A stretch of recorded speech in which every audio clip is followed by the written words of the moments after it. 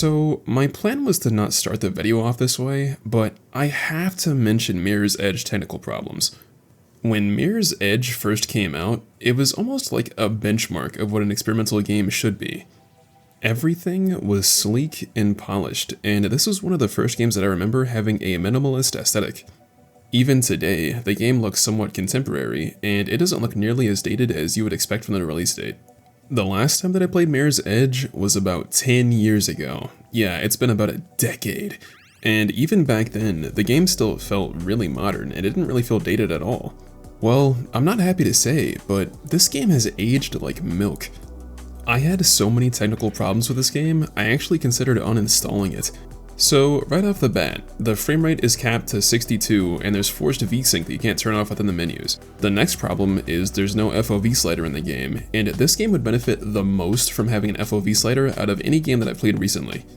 And then another problem that I had is that the mouse sensitivity was too high, so I had to go back in the files and lower the sensitivity manually, and this is just becoming one huge headache. So once I dealt with all these problems, I felt like I was finally ready to actually start playing the game without worrying about some problem in the back of my mind. And I played for about 10 minutes, and I realized my frame rate drops to about 6 whenever there's glass on the screen that starts breaking. So then you gotta close the game, rename the PhysX files, or just turn it off completely, and this was almost my breaking point. I mean, this game is 3.5, maybe 4 hours long if you take your time, and I've spent 30 minutes just trying to get it to work. For reference, last week I had to install Fallout 3 for a different video, and when I was playing that game, I pretty much downloaded one mod to make it run on borderless full screen, and that was it. I played the game with no problems or no crashes at all. Fallout 3 is infamous for its instability on PC, and many people are unable to play the game at all, so when I say I had an easier time playing Fallout 3 than Mirror's Edge, that should be a huge red flag. And then, when I actually got in the game, I was having problems every 2 or 3 minutes. It was a constant issue. For example, the sniper scopes wouldn't actually zoom in, so it's pretty much just like having it at one times. On top of that, the game has an awful depth of field, and if you turn it off, it'll disable a lot of the other graphic settings too. And then, probably the most egregious example was me getting stuck on terrain. Okay, sniper rifle not zooming in, whatever. Having some random glitches with the FOV, not a big deal. But not being able to traverse in a game about freerunning is almost criminal. Well, despite all of that, I still kept playing the game because Mirror's Edge is a flawed masterpiece, and it's honestly one of the most revolutionary games that we've seen in the last 20 years. Pinning down the exact genre of Mirror's Edge is pretty challenging because there's not too many other direct comparisons you can make. Mirror's Edge isn't really a shooter. Out of the game's 3 or 4 hour runtime, you might only have a gun in your hand for 5 or 10 minutes. The guns are also really simple on purpose. There's no aim down sights, there's no spread. Some of the guns might have a little recoil, but that's about it. And whenever you're out of ammo, you just toss the gun aside. In fact, there's an achievement for finishing the game without killing anybody, so it almost feels like they added the guns to check off a marketing box. In fact, there's multiple times where shooting your way out is not an option, you just have to run. So I suppose Mirror's Edge is more like a platforming game, although it's not like a traditional Mario or Sonic platforming adventure. Mirror's Edge is one of the few games that incorporates freerunning into its gameplay loop. The only other direct comparison I can make is Dying Light, which has some parkour freerunners surviving in a zombie apocalypse. Mirror's Edge takes place in a near-future city where crime is pretty much a thing of the past. The city is somewhat of a surveillance state, with all citizens being watched constantly and there being cameras everywhere. Faith works with an underground organization that calls themselves the Runners that try to deliver some information outside of the city's surveillance grid. When Faith was 6, her mother got killed for trying to stand up against the system. You also have a sister named Kate that actually works for the police force that's oppressing everybody. She gets framed for the assassination of a mayoral candidate, and this is where the plot really picks up. While I do really appreciate the stylized cutscenes in the game, I feel like the story honestly takes a back seat and it's not very important. There's not really any character development, the characters themselves are pretty one-dimensional, and the story itself is somewhat forgettable after you finish the game. Where Mirror's Edge really shines is the art direction, level design, and the atmosphere. The sequel to this game takes place in a place called the City of Glass, and I feel like that's pretty apt for what you see during the game. Most of the buildings in the city have a flat, white paint scheme, and seeing a splash of color is almost an event. Every time that you go into a new office building, everyone has their own theme and color scheme, and it's really memorable. You also get to see news adverts in the elevators for the game, and some of these add a lot of world building, but a lot of them are kind of drab in their descriptions, to be honest. Going in between the various office buildings in the game and the actual rooftops made it feel like you were actually doing some urban exploration. The areas themselves don't really feel like video game areas either, they feel like actual places that people live in. It's a little bit ironic that the level design in this game is so memorable because you're encouraged to constantly keep on the move and to run as fast as you can. Looking at the cityscape is breathtaking at times, and sometimes it's a spectacle to behold, especially at night. So what about the actual gameplay? How does it feel to play all these years later? When you first start playing, there's a little bit of an adjustment period where you're probably going to fall off a couple rooftops and you're not going to really be used to how the game controls. The first 5 minutes of the game really feel like those parkour fail compilations. But once you actually get used to the controls and get into a little bit of a flow state, the game becomes almost ethereal to play. When you first start running, the movement has a lot of inertia and weight, and this makes it really sluggish to move at low speeds, but the faster you go, the more responsive it becomes. This means that you're constantly encouraged to keep your momentum up at all costs. The problem with this is there's multiple points in the game where you have to come to a dead stop in order to turn a valve or to do some tight platforming, and this kind of kills the flow of the game. The game is always in first person, and you have a great sense of how your character is actually interacting with the world. Whenever you look down, you can see the rest of your body, and whenever you're vaulting over something or climbing, you can see the rest of your body interacting with stuff as well. You also have a lot of methods to traverse levels, like being able to tuck your legs, or do wall rides, or 180 jumps. At first, it's not really clear how most of these are supposed to be useful, but over time, they become almost essential in the game's later levels. I never thought of this game as being particularly challenging, but this most recent playthrough changed my mind. It's actually pretty difficult. I found myself having to restart multiple sections, whether that be combat or straight up platforming. Speaking of the combat, how is that? You never carry a weapon on you. Instead, you either have to disarm somebody or use your hands. The melee combat has some interesting moves where you can do jump kicks and kick from walls and stuff, but generally, the melee combat leaves something to be desired. There's not even a difference between light and heavy attacks, so you pretty much just keep clicking until they go down.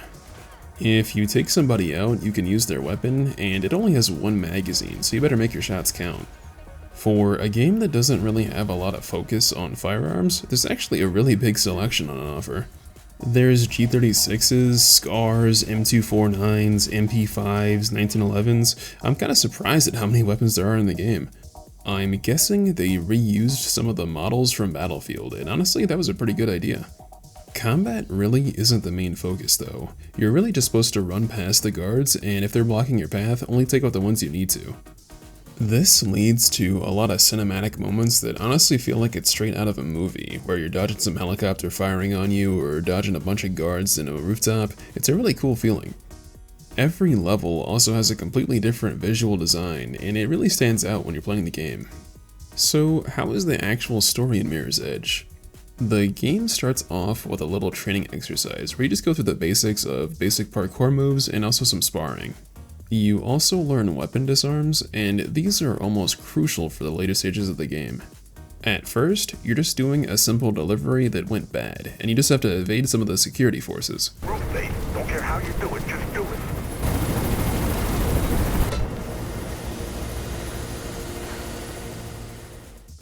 After this, you learn that a mayoral candidate has been assassinated and your sister has been framed for their murder. You try to get your sister to flee with you, but she says this would only make it look worse. Well, after doing some digging, Faith learns that the lead of security for the mayoral candidate might have had some shady dealings, and they try to shake them down and figure out what they know. Their name is Ropeburn, and they're an ex-wrestler, and this really shows when you first meet them in the game. Did he send you? You can both go to hell. No one. Hey, look at Randy Orton slithering. Watch out, watch out, watch out, watch out! Here's the cover. You overhear a conversation from Ropeburn and an unknown associate that they're having a secret meeting. You inform your sister's superior officer, but they don't do anything to offer assistance. Typical cop, to be honest.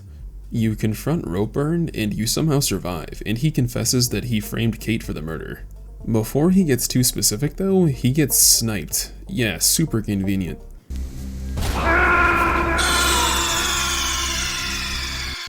Before he gets whacked, he lets you know that he's meeting the assassin at the New Eden Mall. You do see the assassin, but they flee the second they see you. From here, you're out of leads, so you do some digging and you learned about Project Icarus. It's essentially a program designed to train special forces to eliminate runners and extend further control of the city. As you keep going through the game, you finally catch up to the killer and you corner them in a little wharf. When you actually defeat them, it turns out that it was Celeste, the person who trained you and the person you give the bag to at the start of the game. She sold you out to live a more comfortable life, and she's working with Project Icarus now. Even though you found the true assassin, your sister still gets arrested, and you have to find a way to ambush her police convoy to break her free. I'm not gonna lie, I feel like this is a huge tonal shift. The runners seem like the type of people that would try to do everything the non-lethal way, and for them to just snipe a police convoy with an anti-material rifle is actually insane to me. I guess it shouldn't really be a surprise though. I mean, Faith can be seen shooting at security forces in cutscenes.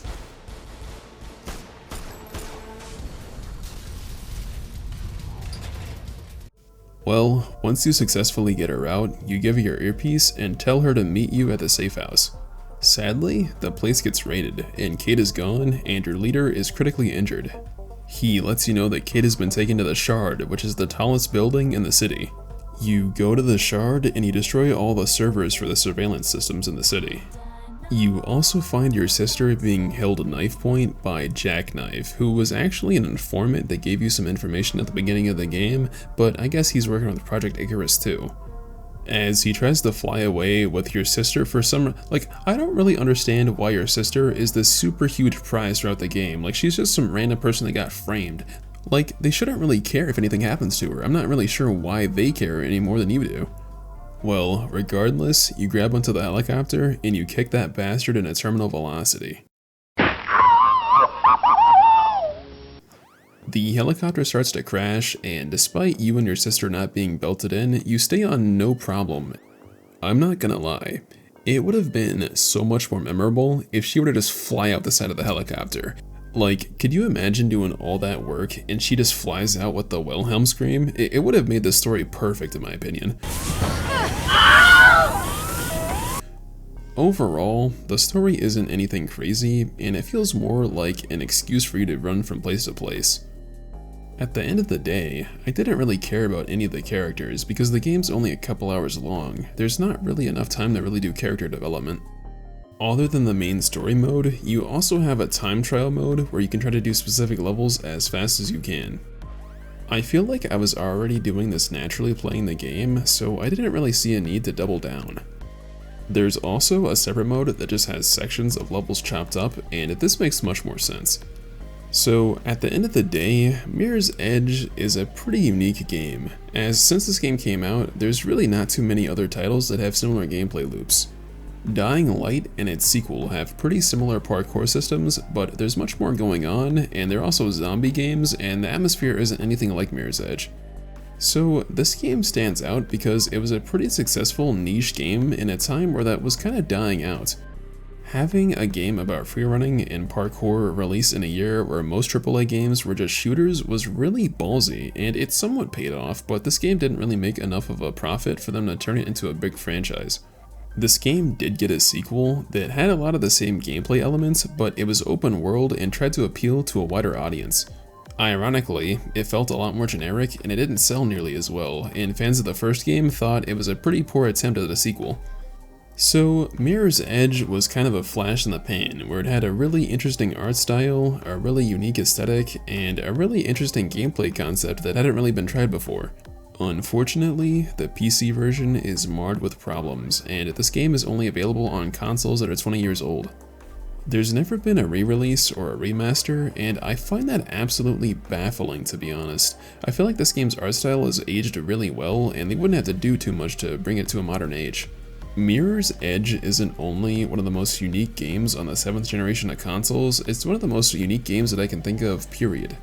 It's kind of a shame that we'll never see another experimental video game idea like this again from a big publisher because they think it's too risky. Over the years, this game has become a cult classic, and the speedrunning community is absolutely insane.